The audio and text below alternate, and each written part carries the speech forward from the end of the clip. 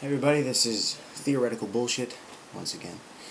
I was browsing YouTube videos and I came across a post by Robocoppins, which I'm assuming is actually Robocop New Zealand, judging by the accent and the fact that he said greetings from New Zealand at the end, or cheers from New Zealand or something like that. I don't know.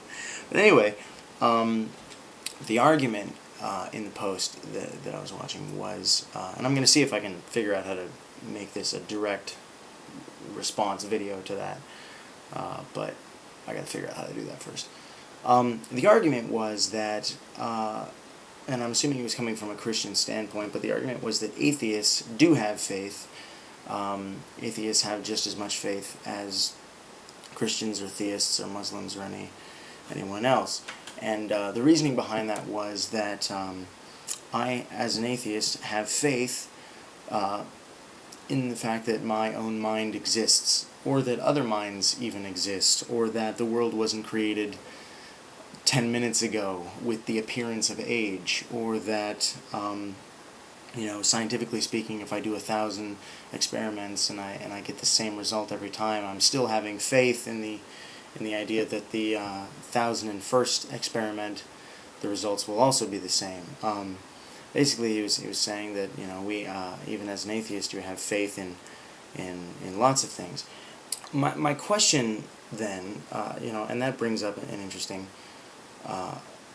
notion, which is, are you really then, if every statement that I could make is taken on faith, is an assertion of faith, then can you really make any statement that isn't? I would ask you if you really are saying anything at all, if you really are arguing anything at all. For example, if we say that this remote control is small, I'm saying that the remote control is small because that's actually making a definitive statement, because I'm separating the remote control by using words from other things which are big. I say small, but I say small in comparison to other things. I might say that this remote control is big in comparison to this folded up receipt. And so anything we say about any object or any description that we give to anything is always in comparison and in relation to the things around it. If you were to say that, speaking about the concept of God, if you were to say that God exists, you would be saying that God exists, and that only means something in comparison to other notions, such as Zeus or the Tooth Fairy or Santa Claus, which don't exist. If every notion that could be conceived of by the mind existed, then the word exists wouldn't really have any meaning, and we wouldn't have any use for that word. There have to be things that don't exist, and for me to say something is big, there have to be things that are small, and for me to say something is wide, there have to be things that are thin, or at least we have to conceive of things that are thin. And so my question is, by saying that atheists take things on faith as well, by your definition of faith, can you come up with one statement, any definitive statement from any worldview about anything, Christian, Muslim, theist, subjective idealist, any statement by anyone, can you come up with a statement that does not require, according to your definition, faith? One statement, any statement that could be made that is not based on faith. If you can't, then you're not saying anything when you say that atheists take everything on faith. If every statement that could ever be made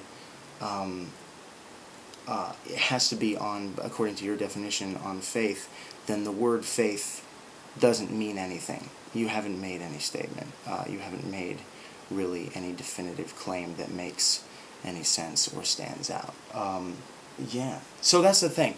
And in addition to that, also, even if we were to go with, that proposition and your definition of faith versus not faith, then I would then argue, okay, fine, we're just going to redefine all our terms according to you. I'm fine, I don't care what we call it, but you know what I mean when I say that I don't have faith.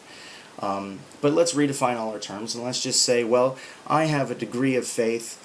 My faith, I have faith in that which I can experience empirically. I have faith that things that are verifiable empirically are so. You have faith in not only that, but a bunch of other stuff as well. You have faith in the idea that things that are not empirically verifiable are so. So, even if you were to redefine all your terms and try to make that argument, and make it a semantics game, Christians and theists still have more faith than atheists, and that's I think what the big point is. I think trying to redefine things and to stretch and to reach that far, just to be able to say that atheists have faith. Well, if you're going to define faith that abstractly, then of course, but you haven't really said anything then. You haven't made any point at all. And that's my point.